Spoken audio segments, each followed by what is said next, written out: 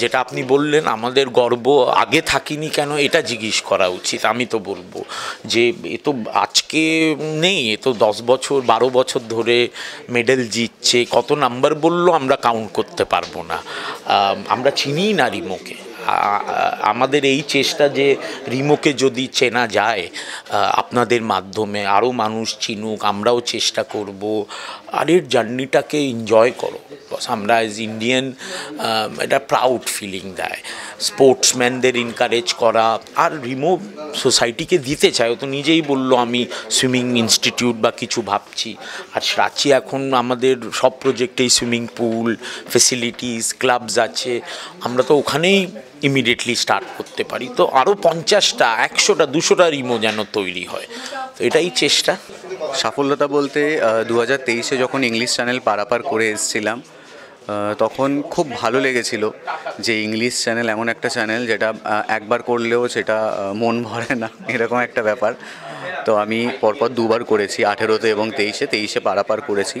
এবং এখনও অবধি আমি স্বপ্ন দেখি যে না, আমি আবার ইংলিশ চ্যানেল পার করব।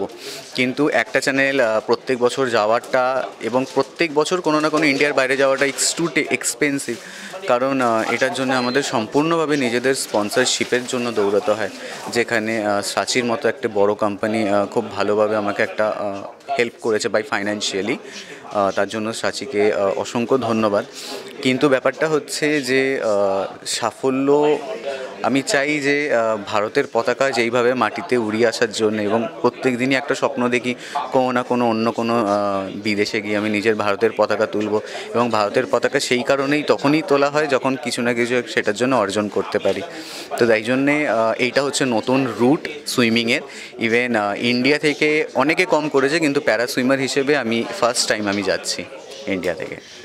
পরবর্তীতে আর কি কি আমরা দেখতে পেতে পারি? পরবর্তীকালে আমার অগাস্ট মাসে পোল্যান্ডে যাওয়ার আছে। পোল্যান্ডে একটা বাল্টিক ওশেনের একটা সুইমিং আছে, যেটা এখন খুব আইসি ওয়েদার, সেখানে আমি কথা বলছি পোল্যান্ডে। আর ওটাই এখন সিদ্ধান্ত নিয়েছি অগাস্টে কমপ্লিট করব। ইভেন নেক্সট ইয়ার জুনে আমি আবার ইংলিশ চ্যানেলের জন্য একটা প্রিপারেশান চালাচ্ছি, যে ইংলিশ চ্যানেলে আমি আবার যাব।